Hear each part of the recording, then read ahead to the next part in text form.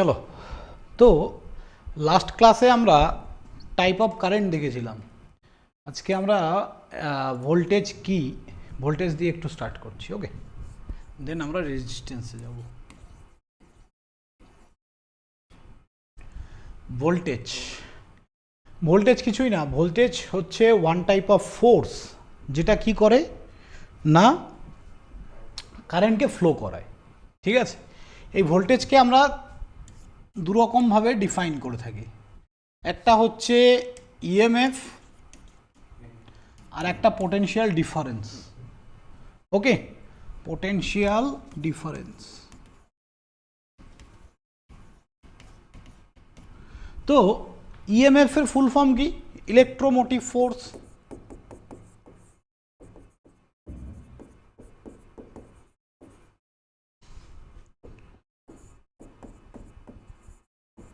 Electromotive force, আর এটা হচ্ছে আমাদের পোটেনশিয়াল ডিফারেন্স। এই যে পোটেনশিয়াল ডিফারেন্স, এটাকে বাংলায় কি বলি আমরা? বিভব প্রভেদের পার্থক্য, তাই না? বাংলায় আমরা বলি বিভব প্রভেদের পার্থক্য। দেখো কিভাবে আমরা এই জিনিসগুলোকে সলভ করব বা কিভাবে বুঝবো জিনিসটা অ্যাকচুয়ালি কি। ধরো আমি একটা বাজার থেকে একটা পেন্সিল ব্যাটারি কিনে আনলাম, ভালো করে বুঝবে। আমি কি হলো,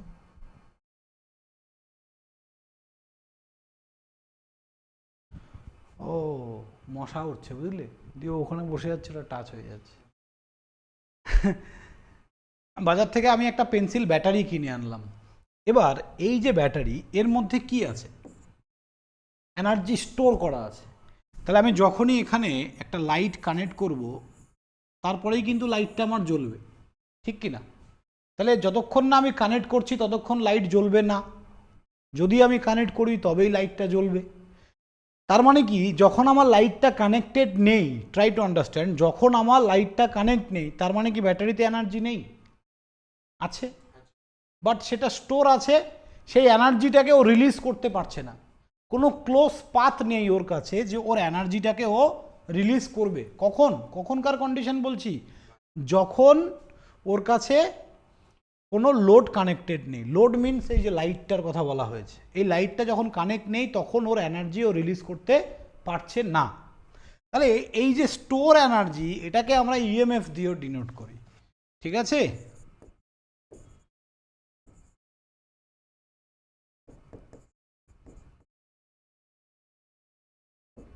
এগুলো বেসিক্স। স্টোর এনার্জিটাকে আমরা ইএমএফ বলছি। Store energy is called a EMF. এবার যখনই আমি লাইট কানেক্ট করলাম, ভালো করে বুঝবে, যখনই আমি লাইট কানেক্ট করলাম তখনই এখানে পোটেনশিয়াল ডিফারেন্স তৈরি হচ্ছে। কেন স্যার? ভালো করে বুঝবে, এটা একটা তার, এই তারের এই প্রান্ত থেকে এই প্রান্ত যখন কারেন্ট যাচ্ছে, এই তারের কি আছে? ইন্টারনাল রেজিস্ট্যান্স আছে। সেটা খুব সামান্য, বাট আছে, কিন্তু নেই তা নয়, আছে কিন্তু খুব সামান্য। তাহলে এই তারের রেজিস্ট্যান্সটাকে আমরা আপাতত নেগলিজিবল ধরে নিচ্ছি, তারের ইন্টারনাল রেজিস্ট্যান্স। কিন্তু বাইরে থেকে যদি আমি কোনো লাইট বা ফ্যান বা টিভি কোনো কিছু লাগাই, তার মাঝখানে দেখবে, তোমরা সিএফএল ল্যাম্পগুলো দেখেছো? 10 টাকা দামের বাল্বগুলো এরকম ভেতরে একটা ইয়ে থাকে,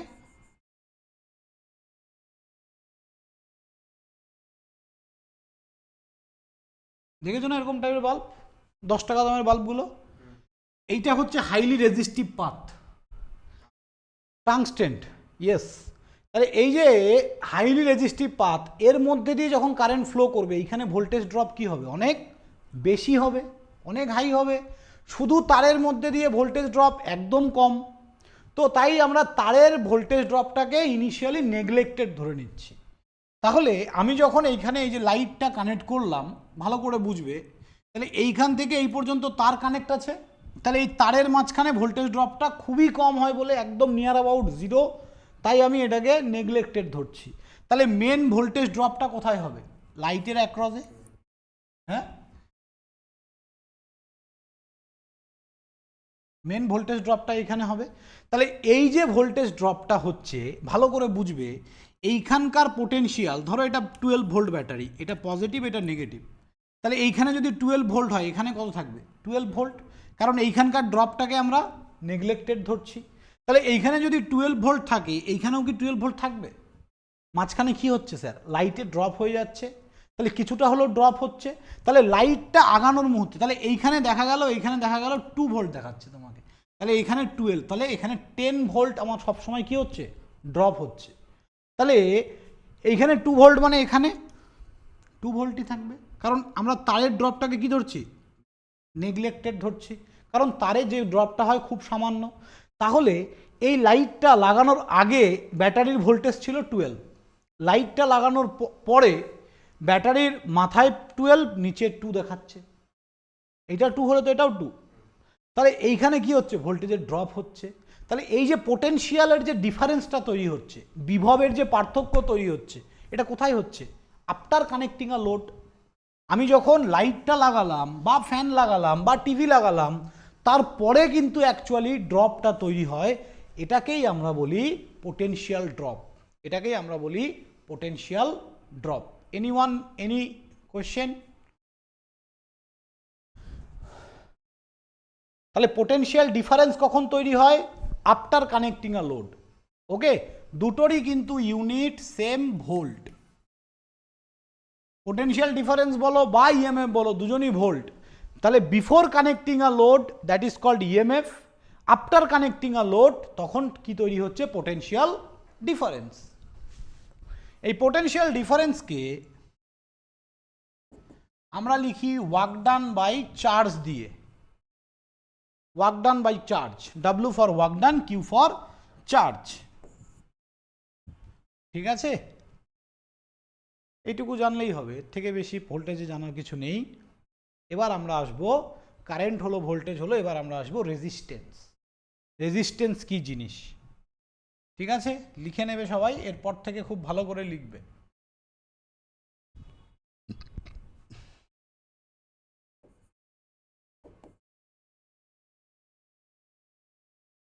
তাহলে মনে রাখবে, কারেন্টের কোনোদিনও ড্রপ হয় না, ড্রপ কার হয়? ভোল্টেজের। কারণ ভোল্টেজ হচ্ছে ওয়ান টাইপ অফ ফোর্স যেটা কারেন্টকে ফ্লো করতে সাহায্য করে। তাহলে যে ঠেলে নিয়ে যাচ্ছে তার এনার্জি লস হবে। ইলেকট্রন তো একটা সার্কিটের মধ্যে কনস্ট্যান্ট, ওকে কি করছি? আমি পুরো সার্কিটের লুপে ঘোরাচ্ছি, যতক্ষণ ঘোরাবো ততক্ষণ আমি কারেন্ট পাবো, যত বন্ধ হয়ে যাবে কারেন্ট নেই।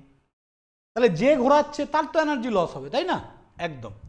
তাহলে ভালো করে বুঝবে, আমি একটা নর্মাল তারের ক্ষেত্রে, আমরা নর্মাল তারে যে ভোল্টেজ ড্রপটা হয় খুবই কম। এবার তারটা যদি 600 কিলোমিটারের হয়, তখন তুমি ভোল্টেজ ড্রপটা বাদ দিতে পারবে? আমার বাড়িতে এইটুকু তার লাগছে, বা লাইট থেকে ফ্যানে আর কতটুকু তার লাগছে, ওইটুকু তারের জন্য যে ভোল্টেজ ড্রপটা আমরা ওটা নেগলেক্টেড ধরতে পারি। কিন্তু আমি যখন এই তারটা শিলিগুড়ি থেকে কলকাতা পর্যন্ত টানবো, তখন তো আর আমি ভাই পারবো না। এই যে শিলিগুড়ি থেকে কলকাতা পর্যন্ত তার কখন টানা হয়? হাই টেনশন লাইন দেখেছো? হাই টেনশন লাইন এই তোমার জঙ্গলের উপর দিয়ে, ফরেস্টের উপর দিয়ে, জমির উপর দিয়ে যাচ্ছে, কিলোমিটারকে কিলোমিটার, এমনকি 2000-3000 কিলোমিটার পর্যন্ত তার পাতা হয়। তাহলে সেখানে যে ড্রপটা, সেটা তো আমরা নেগলেক্টেড করতে পারি না। তাহলে সেই ড্রপটা ক্যালকুলেট করব। তাহলে এইবার এই যে রেজিস্ট্যান্স অ্যাকচুয়ালি কি? What is resistance? Anyone? Oppose the flow of current. একদম গুড। বলো অনলাইনে যারা আছো, ভুল হোক ঠিক হোক আনসার চাই আমার। বলো, what is resistance? Tell me. আরে কিছু তো বলতে হবে, ভুল বলো না, কোনো অসুবিধা নেই তো। ভুল বললে আবার কোনো সমস্যা হয়? ভুল না বললে কেউ শিখতে পারে না। বলো বলো, যারা জানো বলো। রেজিস্ট্যান্স কি? যে কারেন্ট ফ্লোকে বাধা দেয় সেটাই রেজিস্ট্যান্স, তাই তো? তাহলে আমাকে একটা জিনিস বলো তো, এটা যদি একটা রাস্তা হয়,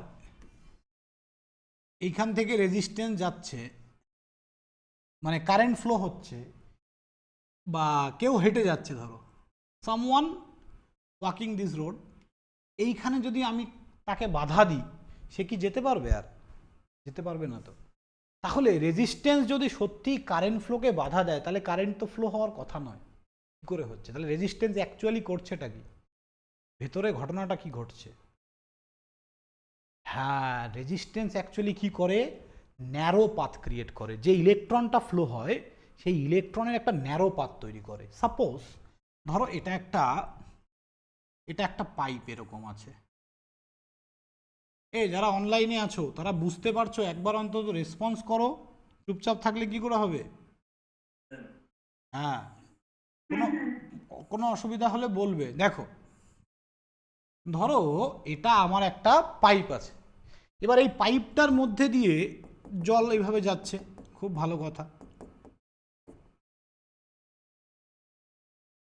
এই এই জায়গাটায় জলের ফ্লোটা অনেকটা কম হবে না? কেন? এই পাতটা কি ন্যারো পাথ। সেমভাবে এটা ধরো একটা তারের মধ্যে দিয়ে ইলেকট্রন ফ্লো করছে। ইলেকট্রন তো বাইরে দিয়ে ফ্লো করেন, তারের ভেতর দিয়েই করে। এবার এই জায়গাটা দিয়ে ইলেকট্রনের ফ্লো কি হয়ে যাবে? কমে যাবে। এবার এইটাই হচ্ছে অ্যাকচুয়ালি রেজিস্ট্যান্সের কাজ। তুমি যত এই পাথটাকে ন্যারো করবে, মানে যত হাই ভ্যালু অফ রেজিস্ট্যান্স তত পাথটা বেশি ন্যারো হবে। তার মানে ইলেকট্রন ফ্লো করবে, বাট স্যার কষ্ট হবে ওর যেতে। তো এই জায়গাটায় কি হচ্ছে, রেজিস্ট্যান্স কি করছে, কারেন্টকে ফ্লো করাচ্ছে, বাট ইলেকট্রন ফ্লো যখন হচ্ছে তখন পাথটাকেও ন্যারো করে দিচ্ছে। যত হাই ভ্যালু তত ন্যারো পাথ, যত লো ভ্যালু তত মানে পাথটা তোমার উইডটা বেড়ে যাবে। So this is the actual working process of resistance. Okay, এবার এই resistance actually are two types. একটা কি স্যার, ইন্টারনাল রেজিস্ট্যান্স, আর একটা এক্সটার্নাল রেজিস্ট্যান্স। ওকে, একটা ইন্টারনাল রেজিস্ট্যান্স আর একটা এক্সটার্নাল রেজিস্ট্যান্স। ইন্টারনাল রেজিস্ট্যান্স আমরা কোথায় দেখতে পাই? এই যেমন একটা তারের ক্ষেত্রে, যে কোনো তার যে ভেতরে যে resistance, that is called a internal resistance. আর এক্সটার্নাল রেজিস্ট্যান্স কোথায় দেখতে পাই? বাজার থেকে কিনতে পাওয়া যায়। কেমন হয়? এইরকম দেখতে হয়।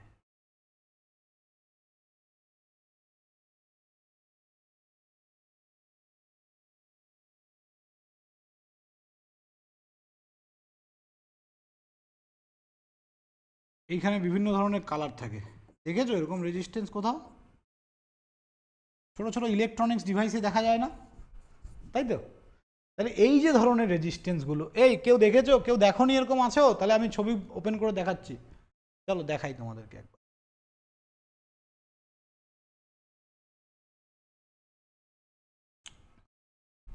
এখানে ইলেকট্রিক্যাল ইলেকট্রনিক্স বাদে কে কে আছো? অন্য কি কি ডিপার্টমেন্ট আছো কেউ বলো? ইলেকট্রিক্যাল ইলেকট্রনিক্সের ছেলেরা তো জানে, বাকি কে আছো এখানে? কেউ নেই?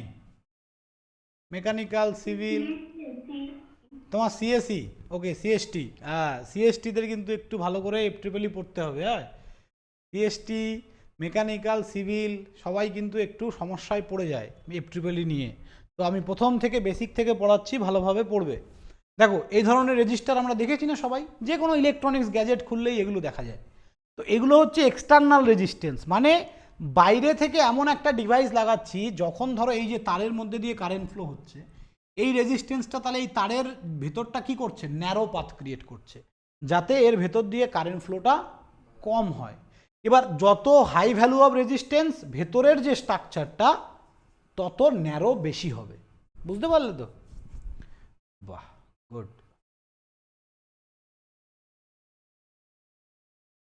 ওকে, এবার এইটা হচ্ছে আমাদের এক্সটার্নাল রেজিস্ট্যান্স, আর ইন্টারনাল রেজিস্ট্যান্স আমাদের তারে থাকে। ইন্টারনাল রেজিস্ট্যান্স আমাদের তারে থাকে। মশা না, না মশাগুলো পড়ে যাচ্ছে সব। চলো দেখো, এবার এই প্রথমে আমরা তাহলে ইন্টারনাল রেজিস্ট্যান্স নিয়ে আগে কথা বলবো, তারপর আমরা এক্সটার্নালে আসবো। হ্যাঁ, তাহলে ইন্টারনাল রেজিস্ট্যান্স, এই একটা আমি তার নিয়েছি। এই তারের রেজিস্ট্যান্স দুটো জিনিসের ওপর ডিপেন্ড করে, এই তারটার লেন্থ কতটা আছে এল, এবং এই তারটার ক্রস সেকশন এরিয়া কতটা, ক্রস সেকশন এরিয়া এ। এই দুটো জিনিসের ওপর, মানে কতটা মোটা তারটা, তারও এই দুটো জিনিসের ওপর ডিপেন্ড করে। So resistance R directly proportional to L and resistance R inversely proportional to A, cross sectional area. তাহলে আমি একটু এখানে ছোট্ট করে লিখে দিচ্ছি, লেন্থ অফ কন্ডাক্টর, আর এটা হচ্ছে ক্রস সেকশন এরিয়া। ঠিক আছে, this is a cross section area. এই দুটো রিলেশনকে আমরা একসাথে কিভাবে লিখি, আর প্রপোর্শনাল এল বাই এ। বোঝা গেল? ওকে, এই প্রপোর্শনালিটি সাইনটা যদি তুলে দিই, R equals to rho L by A, তাহলে রোটা কি গো? রেজিস্টিভিটি। আপাতত এখানে অ্যাজ এ প্রপোর্শনালিটি কনস্ট্যান্ট, একটা কনস্ট্যান্ট হিসেবে আসে না? যখন প্রপোর্শনাল সিম্বলটা তুলি তখন একটা কনস্ট্যান্ট হিসেবে আসে। গুড, তাহলে রোটা কি স্যার? রেজিস্টিভিটি। আরেকটা নাম আছে, কেউ জানো? বাংলাতে, ইংলিশে আরেকটা নাম আছে, বলো, অনলাইনে কেউ বলো।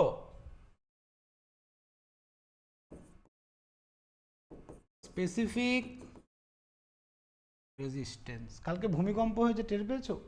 হ্যাঁ, মারাত্মক হলো, বলো। আমি চেয়ারে বসে আছি, পুরো চেয়ারটা মনে হচ্ছে সরে চলে গেল। হ্যাঁ বাবা রে, ভয় পেয়ে গেছি আমি। চলো, রেজিস্টিভিটি অর স্পেসিফিক রেজিস্ট্যান্স। ওকে, চলো এবার এই যে রেজিস্টিভিটি রো, এই জিনিসটাকে বলার আগে আমি একটু এল আর এ সম্বন্ধে বলি। ধরো কোনো একটা তার আমি শিলিগুড়ি থেকে কলকাতা পর্যন্ত টানছি, 600 কিলোমিটারের লাইন। এবার আমরা কি দেখলাম, যে স্যার লেন্থ যত বাড়বে রেজিস্ট্যান্স তত কি হবে? বাড়বে। আর রেজিস্ট্যান্স বাড়লে কারেন্ট ফ্লো কি হবে? কমে যাবে। গুড, তাহলে লেন্থ বাড়লে, হ্যাঁ একদম একদম, লেন্থ বাড়লে রেজিস্ট্যান্স বাড়ে, রেজিস্ট্যান্স বাড়লে কারেন্ট ফ্লো কমে যায়। তাহলে আমার এত বড় লেন্থ 600 কিলোমিটার, সেক্ষেত্রে হাই রেজিস্ট্যান্স থাকবে, তাহলে তো কারেন্ট ফ্লো অনেক কম হবে। তাহলে আমাকে যদি কারেন্ট ফ্লো বাড়াতে হয়, তাহলে আমাকে কি করতে হবে? কলকাতাটাকে একটু টেনে শিলিগুড়ির সামনে আনতে হবে। কি আনা যাবে না কি করতে হবে বলো? হ্যাঁ, ক্রস সেকশনাল এরিয়াটাকে বাড়াতে হবে স্যার। দেখো ভালো করে, তাহলে আমার হাতে কি লেন্থটা আমার হাতে আছে? না, আমার হাতে কিন্তু লেন্থ নেই। আমি তাহলে কি করতে পারি? আমি স্যার মোটা তার যদি লাগিয়ে দিই, আমি যদি মোটা তার লাগিয়ে দিই, ক্রস সেকশনাল এরিয়া যদি বেড়ে যায়, তাহলে রেজিস্ট্যান্স কমে যাবে, আর রেজিস্ট্যান্স কমে গেলেই কারেন্ট ফ্লো বাড়বে। তাহলে আমার হাতে কি আছে? Cross sectional area. আমি কিন্তু লেন্থ চেঞ্জ করতে পারবো না। তাহলে এরিয়া বাড়ালে রেজিস্ট্যান্স কমে, লেন্থ বাড়ালে রেজিস্ট্যান্স বাড়ে। তাহলে লেন্থ আমার হাতে নেই, আমার হাতে আছে এরিয়া। আমি মোটা তার লাগিয়ে দেবো, রেজিস্ট্যান্স কমে যাবে, কারেন্ট ফ্লো বেড়ে যাবে। পরিষ্কার কথা। আমাদের মধ্যে আগে ছোটোবেলায় বা 9-10-এ একটা কনসেপ্ট থাকতো যে যত মোটা তার তার মনে হয় রেজিস্ট্যান্স তত বেশি। এটা কিন্তু ভুল। যত মোটা তার তত তার রেজিস্ট্যান্স কম হয়। ওকে, চলো এবার আমি আসছি রো। রোকে একটু ডেসক্রাইব করছি। তাহলে রো ইকুয়ালস টু, আমি দেখো তো কি লিখতে পারি বাবা? আর এ বাই এল, তাই না? তাহলে what is the unit of rho? Ohm. Meter এরিয়ার স্কোয়ার কি হবে? Metre square. আর এটা মিটার, তাহলে মিটার স্কোয়ার কেটে গেলে ওহম মিটার। তো রোধাঙ্কের ইউনিট হচ্ছে ওহম মিটার। তাহলে আমরা সবগুলো ইউনিট নিয়ে একটু ডিসকাশন করব। ওকে, চলো দেখো,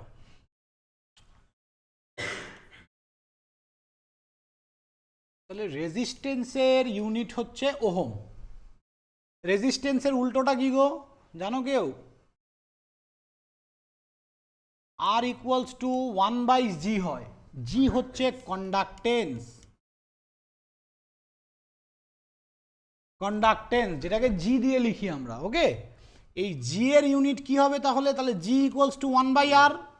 তাহলে 1/R এর ইউনিট, এটা 1/ওহম, তাহলে ইউনিট হচ্ছে 1/ওহম। তাহলে আমি এটাকে আবার ওহম ইনভার্সও লিখতে পারি, এমএইচও মো লিখতে পারি, আর আরেকটা আছে ফেমাস, হ্যাঁ সিমেন্স। গুড, সিমেন্সও লিখতে পারি। বোঝা গেল? তাহলে আমরা ওহম ইনভার্স লিখতে পারি, মো লিখতে পারি, সিমেন্স লিখতে পারি। সিমেন্স একটা বড় কোম্পানির নাম, সিমেন্স। সেমভাবে আমি যদি চলে আসি নেক্সট, রেজিস্ট্যান্সের পরে রেজিস্টিভিটি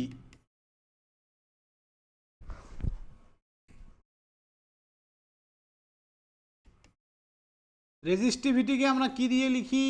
রো দিয়ে। এর ইউনিট কি? Ohm meter. একদম। তাহলে এই যে রো, এই রো এর উল্টোটাকে কি বলা হয়? 1/সিগমা। সিগমা হচ্ছে conductivity. What is sigma? Conductivity. এই কন্ডাক্টিভিটির ইউনিট কি হবে স্যার? তাহলে 1/, একদম good, ohm inverse meter inverse. অথবা আর কি বলা যায়? ওহম ইনভার্সকে আর কি বলতে পারি? মো মিটার ইনভার্স। আর কি বলতে পারি? Siemens meter inverse. একদম, এরকমও লিখতে পারি। সিমেন্স পার মিটার, এটাও লিখতে পারি। মো পার মিটার, এটাও লিখতে পারি। ওহম ইনভার্স পার মিটার, সব possible, right? Everything is possible. Okay, anyone, any doubt? Tell me.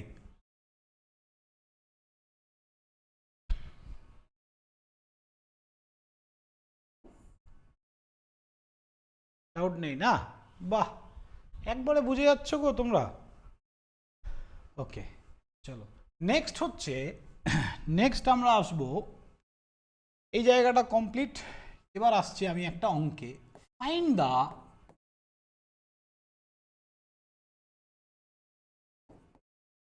resistivity of a 100 ohm resistor with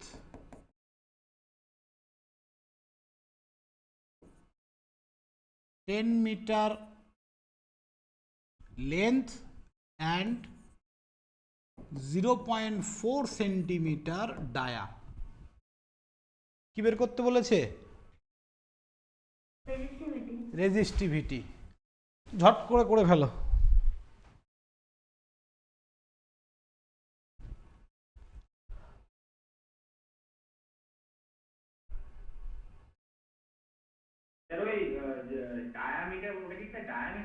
হ্যাঁ একদম, ডায়ামিটার।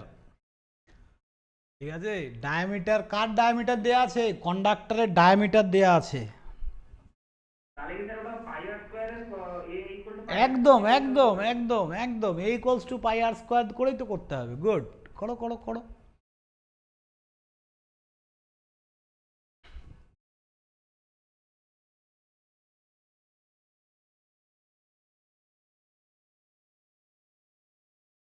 যা হবে তাই। হ্যাঁ চলো, এটা আমিও মন থেকে দিলাম অঙ্কটা, আমিও আনসার বলতে পারবো না অ্যাকচুয়াল। জাস্ট আমরা দেখবো আমরা অঙ্কটা পারছি কিনা।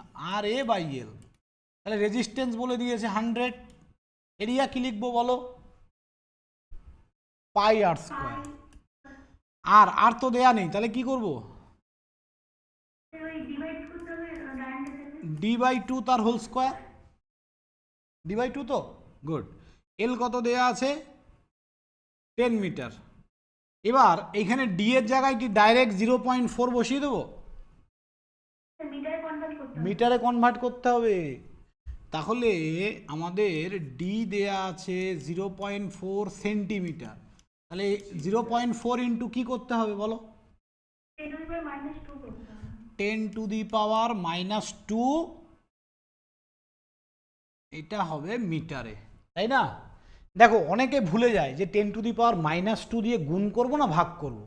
আমি একটা ছোট্ট উপায় তোমাদেরকে বলি। 1 কেজি ইকুয়ালস টু কত গ্রাম?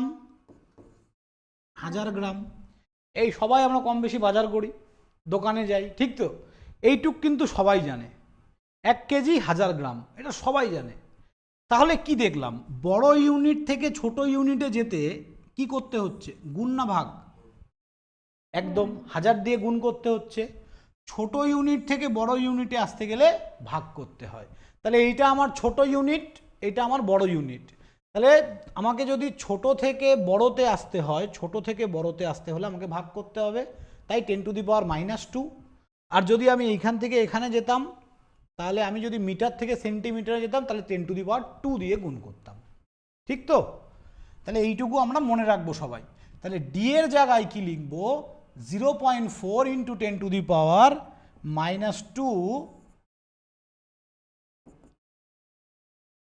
100 ইন্টু পাই ইন্টু 0.4 ইন্টু 10⁻⁻2/2 তার হোল স্কোয়ার। আর এখানে হ্যাঁ না ঠিকই আছে, কোনো অসুবিধা নেই, বাকি 10। তো এটা ক্যালকুলেট করলে যা আসবে সেটাই আনসার, ঠিক আছে? আমি জানি না আনসারটা কি, আনসার ইজ আ ওহম মিটারে আসবে। তো এটা আমি একটা মন থেকে জাস্ট অঙ্ক দিলাম তোমাদের বোঝানোর জন্য। কারো কোনো ডাউট এই অঙ্কটায় বলো, কোথাও বুঝতে পারো নি? নেই না? বাহ, চলো নেক্সট। এইবার তাহলে আমরা কি বের করলাম? রেজিস্ট্যান্স সম্বন্ধে জানলাম। এবার লেখো relation between temperature and resistance.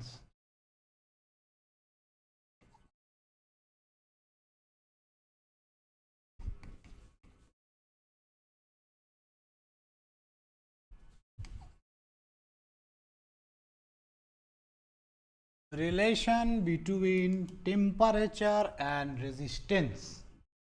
Okay, temperature এবং রেজিস্ট্যান্সের মধ্যে আমরা রিলেশন বিল্ড আপ করব। সবসময় মনে রাখবে যে যদি কন্ডাক্টর হয় for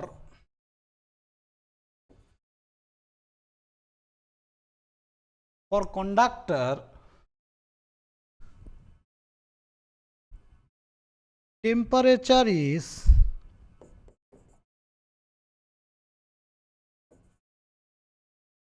temperature directly proportional to resistance, বা আমরা এটাও লিখতে পারি R proportional to T। তাহলে টেম্পারেচার বাড়লে রেজিস্ট্যান্স বাড়বে, টেম্পারেচার কমলে রেজিস্ট্যান্স কমবে। এটা হচ্ছে ডাইরেক্টলি প্রপোর্শনাল কার মধ্যে? রেজিস্ট্যান্স টেম্পারেচার কার জন্য? অনলি কন্ডাক্টর, পরিবাহী যদি হয়। ফর সেমিকন্ডাক্টর অ্যান্ড ইনসুলেটর এদের মধ্যে কি রিলেশন স্যার? এদের মধ্যে রিলেশন আর inversely proportional to temperature. Okay, যদি টেম্পারেচার বাড়ে রেজিস্ট্যান্স কমবে, টেম্পারেচার কমলে রেজিস্ট্যান্স বাড়বে। এটাকে কি বলা হয়? Negative temperature coefficient. এই কথাটাকে বলি আমরা নেগেটিভ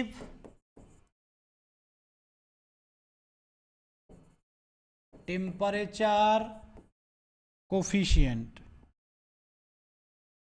ওকে, নেগেটিভ টেম্পারেচার কোফিশিয়েন্ট।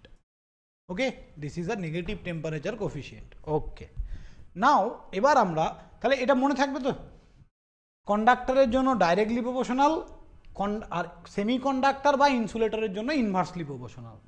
ওকে, চলো নেক্সট এবার আমরা দেখব temperature coefficient of resistance. Heading দাও temperature coefficient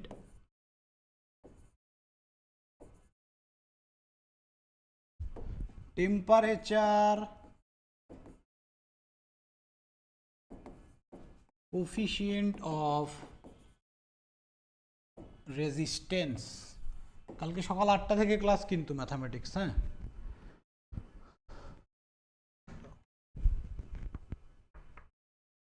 temperature coefficient of resistance. দেখো, ধরো এই একটা রেজিস্টার আছে,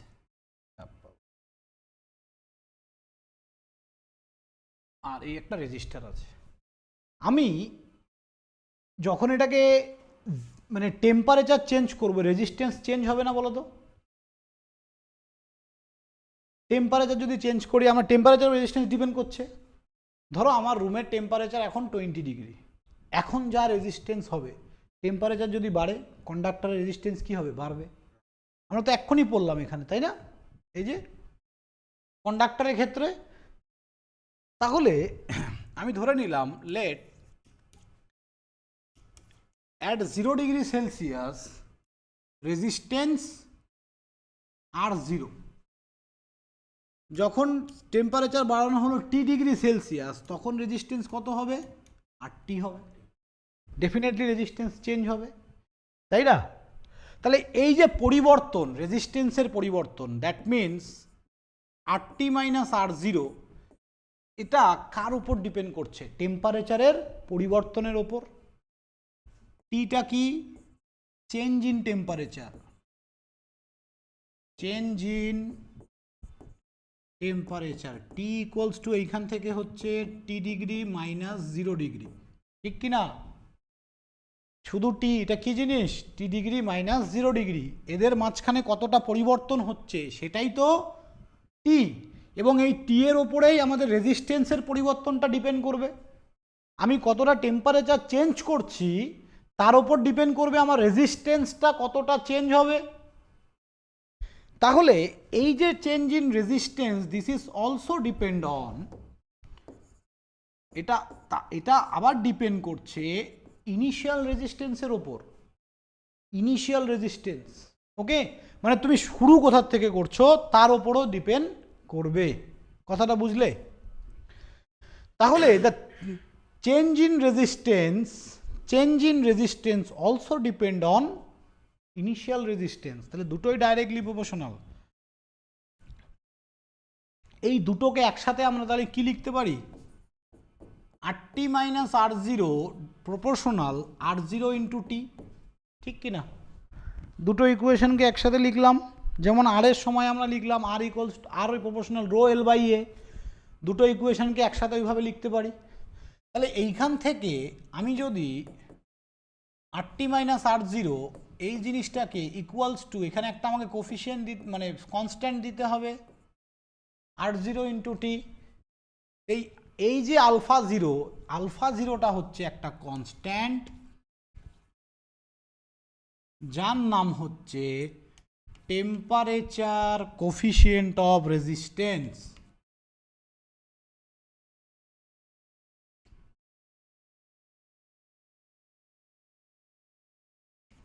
টেম্পারেচার কোফিশিয়েন্ট অফ রেজিস্ট্যান্স, ওকে।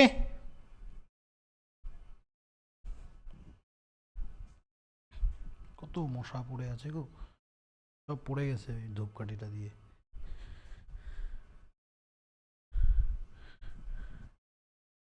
ঠিক আছে, তাহলে এইখান থেকে আলফা জিরো ইকুয়ালস টু কি লিখতে পারি? RT minus R0 by R0 into T. This is the formula of temperature coefficient of resistance. এবার তোমাকে পরীক্ষায় বললো what is the unit of temperature coefficient of resistance, tell me, কি বলবে?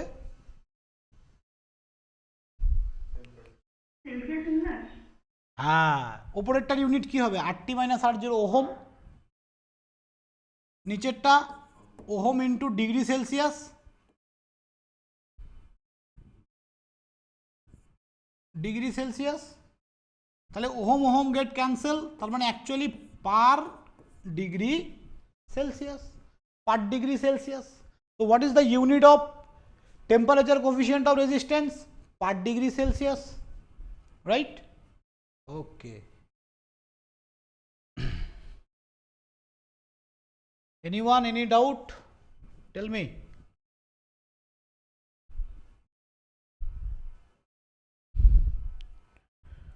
No doubt, right?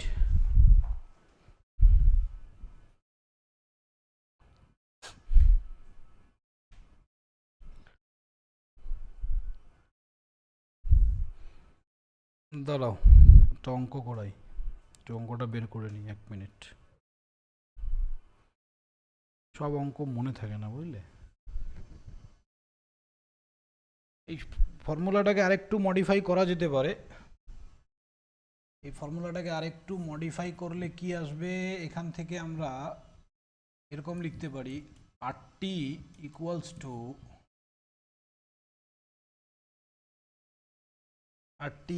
Two alpha zero R0 T plus কি হবে? R0, এখান থেকে R0 কমন নিয়ে নিলে 1 plus alpha zero into T, তাই না? So this is a also important formula from this topic. Okay.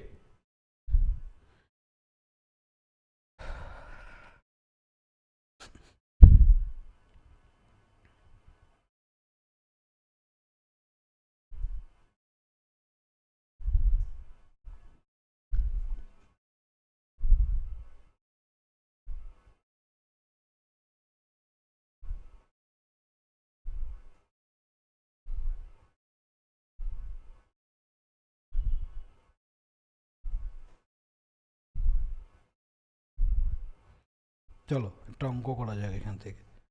আশা করি কারো কোনো ডাউট নেই, তাই তো? লেখো, figure shows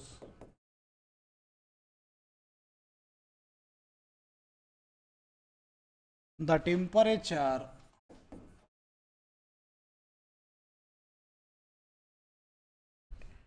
per resistance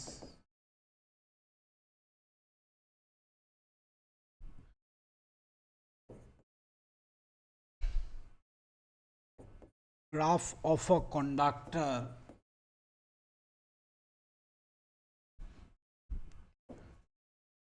the value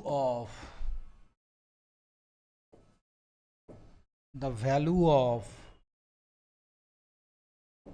alpha 0 is first option 0.005 per degree Celsius,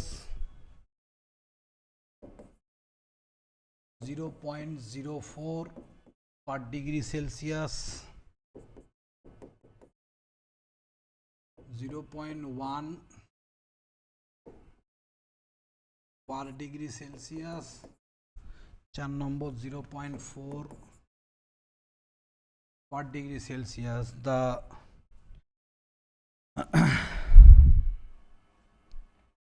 graph is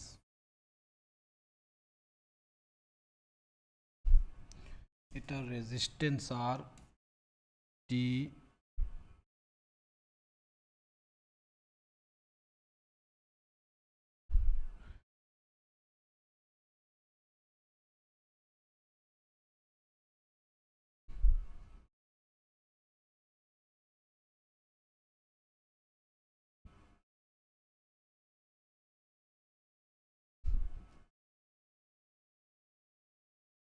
ঠিক আছে। এখানে এটা 0 পয়েন্ট, বলো আনসার বলো।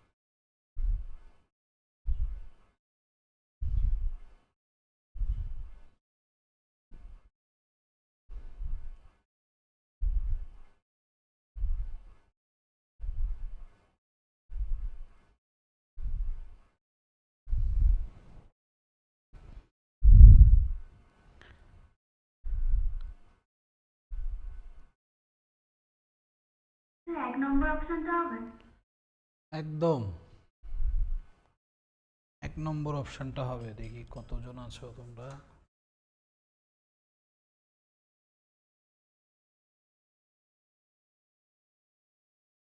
ওকে, বাকিরা সবাই চলে গেল, আর পড়াশোনা হবে? হ্যাঁ, একদম 1 নম্বর অপশনটাই হবে।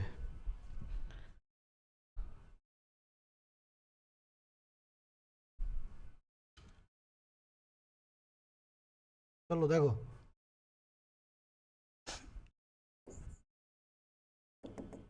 আমাকে কি বের করতে বলেছে? Temperature coefficient of resistance alpha 0। আমাদের কি কি লাগে? Final resistance initial RT minus R0 by R0 into T, তাই তো? তাহলে ফাইনাল রেজিস্ট্যান্স কি হবে এখানকার? 50 50 ডিগ্রি সেলসিয়াসে 50 ছিল, 0 ডিগ্রি সেলসিয়াসে কত থাকবে? 40। তাহলে নিচেও 40 ইন্টু টেম্পারেচারের পরিবর্তন, এই যে টিটা কি 50 ডিগ্রি মাইনাস 0 ডিগ্রি মানে 50 হবে।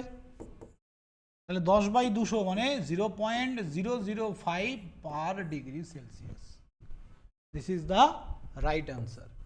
কি খুব কঠিন ছিল অঙ্কটা? সোজা না? মজাদার অঙ্ক।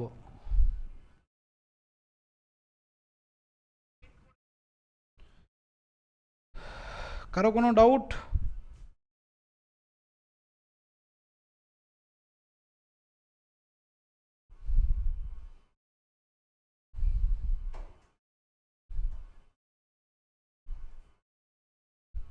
নেই তো? ওকে, চলো নেক্সট।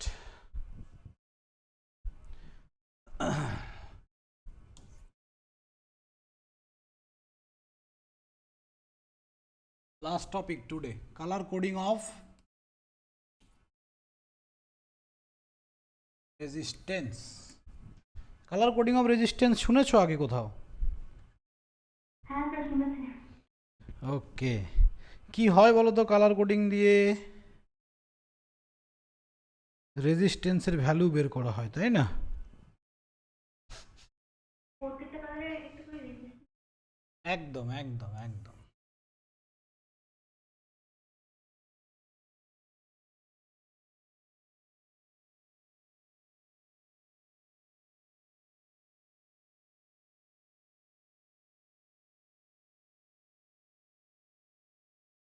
এরকম 4টে কালার কোডিং দেয়া থাকে। 90% কেসে 4টে কালার কোডিং পাবো, আর কখনো কখনো আমরা 3টে কালার কোডিং পাবো। ওকে, এটা এ, এটা বি, এটা সি, আর এটা ডি। ঠিক আছে, এ অ্যান্ড বি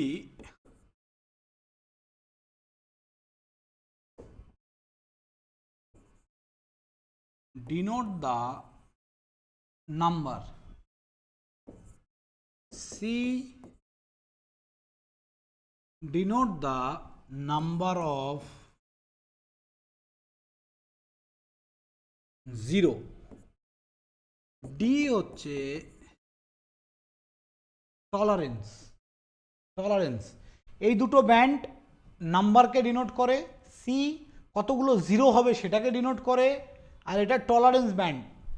টলারেন্স মানে প্লাস মাইনাস কত হবে। এবার এই টলারেন্স ব্যান্ডের 3 রকম কালার থাকে। যদি গোল্ড থাকে তাহলে 5% টলারেন্স, যদি সিলভার থাকে 10% টলারেন্স, আর যদি নো কালার ব্যান্ড 20%। হ্যাঁ 20%। তোমার কোন কলেজ? পূজা বলছো নাকি? তুমি কে কথা বললে? হ্যাঁ স্যার। কোন college? Sir Rajendranath Mukherjee government polytechnic. ওটা কোথায় গো? বসিরহাট। বসিরহাট। ওকে, বসিরহাট কলেজ থেকে আমাদের কোনোদিনও র্যাঙ্ক হয়নি মনে হয়। ভালো করে পড়ো, র্যাঙ্ক করতে হবে। হ্যাঁ স্যার হয়েছে হয়েছে। হয়েছে? কত কত র্যাঙ্ক? ঋতুদি 20। ও হ্যাঁ ঋতু, ঠিক ঠিক ঠিক ঠিক ঠিক। ঋতু তো আলাদাই, দারুণ দারুণ, ও দারুণ পড়াশোনা। ভালো করে পড়ো, র্যাঙ্ক হবে। ওকে ঠিক আছে, বোঝা গেল। তাহলে আমাদেরকে এইটুক মনে রাখতে হবে, এবং তার সঙ্গে কি মনে রাখতে হবে, এই যে ব্যান্ডের যে কি কি কালার থাকে, বি বি রয়, জি বি, তারপরে ভেরি গুড। কেন ওয়াইফ বললে কি ক্ষতি আছে? বি ফর ব্ল্যাক, তাই তো? 0, brown, red, orange, yellow, green, blue, violet, gray, GRAW না ওয়াই গো? GR Why? ওয়াই, তাই না? তাহলে ঠিকই আছে, GRAY, গ্রে।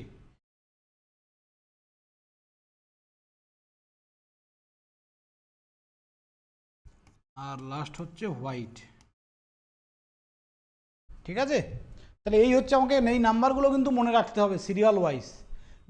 বি রয়, বিবি রয়, জিবি ভেরি গুড ওয়াইফ।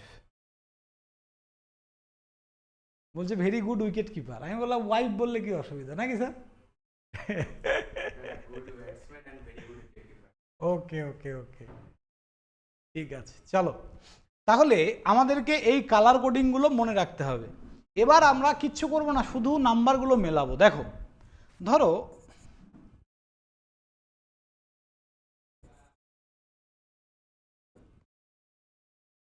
দাঁড়াও দাঁড়াও দাঁড়াও দাঁড়াও, আমি একটা কালার কোডিং দিচ্ছি। Brown, red, orange, silver. এটার আনসার বলো তো, এই কালার কোডিং অনুযায়ী রেজিস্ট্যান্সটা কত ওহমের হবে?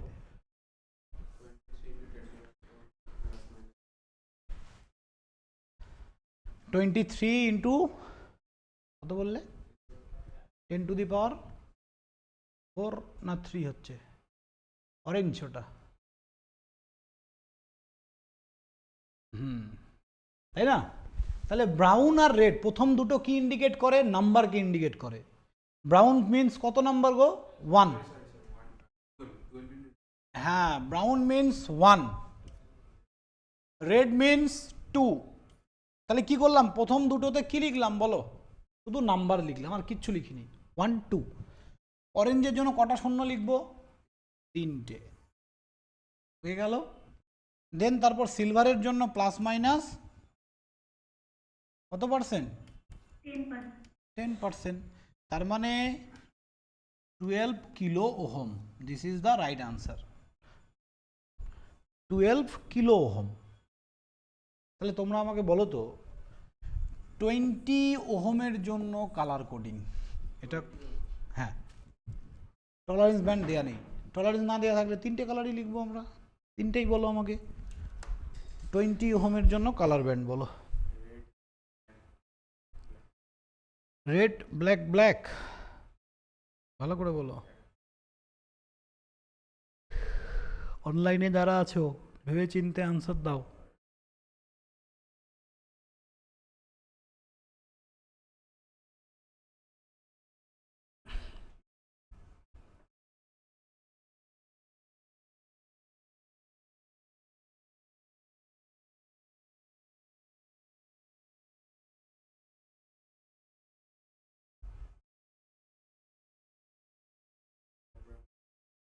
রেড, ব্ল্যাক, ব্ল্যাক, ব্রাউন নাকি রেড, ব্ল্যাক, ব্রাউন, কোনটা?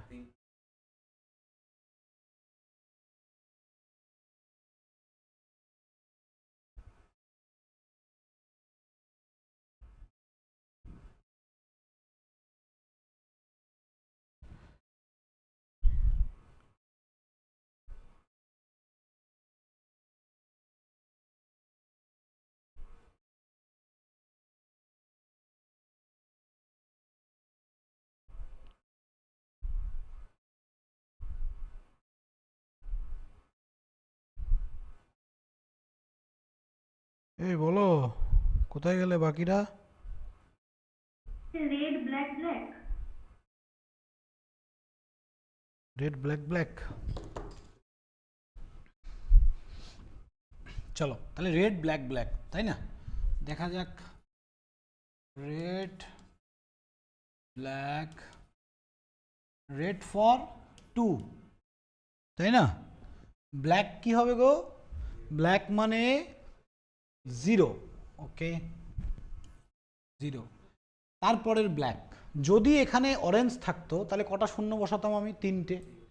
রেড থাকলে 2টো, ব্রাউন থাকলে 1টা, আর ব্ল্যাক থাকলে 1টাও বসাবো না। তাহলে this is the right answer, red, black, black.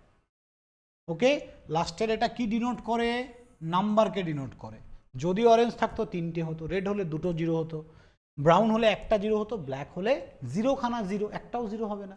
This is the 20 ohm right answer. Okay, তো থ্যাংক ইউ ক্লাস।